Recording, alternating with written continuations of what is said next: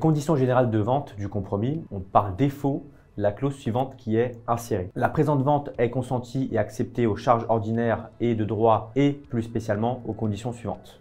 L'acquéreur prendra les biens objets des présentes dans leur état actuel, sans garantie du vendeur et sans pouvoir prétendre à aucune indemnité ni réduction du prix pour leur mauvais état, vice de toute nature, apparent ou caché, à l'exception de la mise en œuvre de la garantie décennale prévue aux articles 1792 et suivants du Code civil et des assurances associées, déficit dans la contenance indiquée, toute différence faisant son profit ou sa perte, étant rappelé que l'exonération de la garantie des vices cachés ne s'applique pas lorsque le vendeur est un professionnel de l'immobilier. N'oublie pas de t'abonner à notre chaîne pour ne manquer aucune de nos prochaines vidéos. Et surtout, pense à liker si le contenu te plaît. Supportera toutes les servitudes passives, apparentes ou non, continues ou discontinues, pouvant gréver les biens vendus et profitera des servitudes actives, s'il en existe, au bénéfice de son fonds. Acquittera à compter de la réitération des présentes par acte authentique l'ensemble des impôts, taxes et charges grévant les biens vendus, de sorte que le vendeur n'en soit jamais inquiété.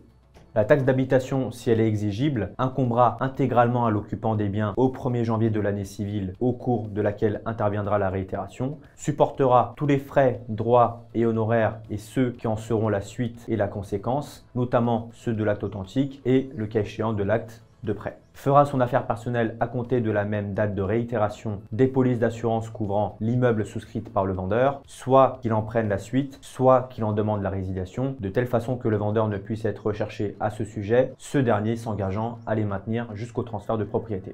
Pour résumer cela, l'acquéreur accepte d'acheter le bien dans l'état dans lequel il se trouve, sans attendre quoi que ce soit en retour. Il accepte également les servitudes attachées au bien concerné. Il devra également s'acquitter des impôts et des taxes, comme la taxe d'habitation ou foncière, si elles sont exigibles, des frais liés à la rédaction et la publication de l'acte authentique. Et pour finir, il devra souscrire aussi aux assurances nécessaires afin que le vendeur ne soit pas inquiété après la signature authentique.